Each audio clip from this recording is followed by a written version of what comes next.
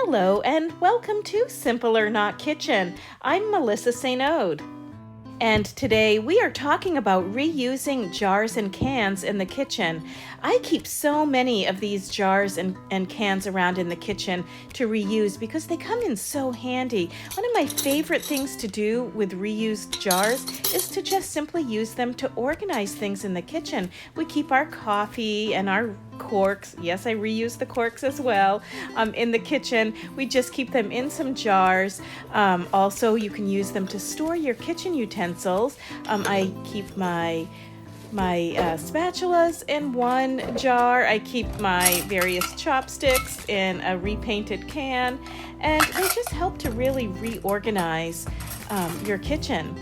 You can also use these cans to make nice little candles as well, but I use them just to separate my various kitchen utensils.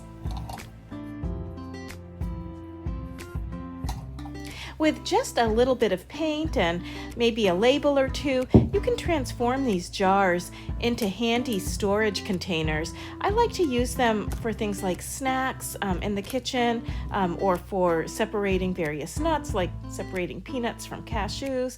It's just a handy little way to keep things nice and organized. Also, jars are really handy when it comes to peeling garlic. Whenever I have to peel a lot of garlic, more than 10 or so cloves, I just stick the different cloves into a jar, put the lid on, shake vigorously for just a few seconds, and look, all of the garlic is peeled. This trick comes in so handy if you have to peel a lot of garlic really fast, and I have a lot of recipes that require a lot of garlic. Another great use for jars is to use them as simple mixers. They're great to mix salad dressing. One of my favorite salad dressing recipes includes some garlic, a little bit of lemon juice, some salt and pepper, your favorite olive oil, and a little bit of Dijon mustard. You just mix it all together in the jar, put the lid on, and shake it. And you can do this with other things as well, like pancake mix or waffle mix or beverages. These little jars just make really great little mixers. And by the way, this olive oil and Dijon mustard and lemon juice mixture also makes a really great marinade for fish or chicken as well. It's delicious on a salad, but it's also really good as a marinade as well.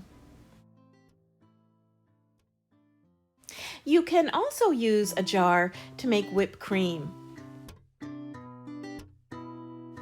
Using a jar to make whipped cream is a good trick if you don't feel like getting out your stand mixer or your beaters or your whisks, or if your arms just need a pretty good workout.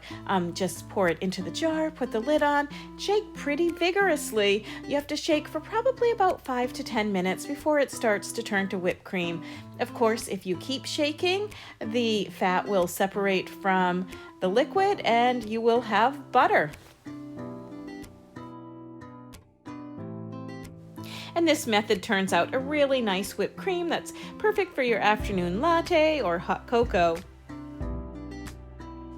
By the way, you can also froth milk in a jar using the same method. Just put a little bit of milk rather than whipped cream in a jar and shake it until you get lots of nice little bubbles. Jars come in so handy both in and out of the kitchen that I almost never throw them away. I always find some sort of reuse for them.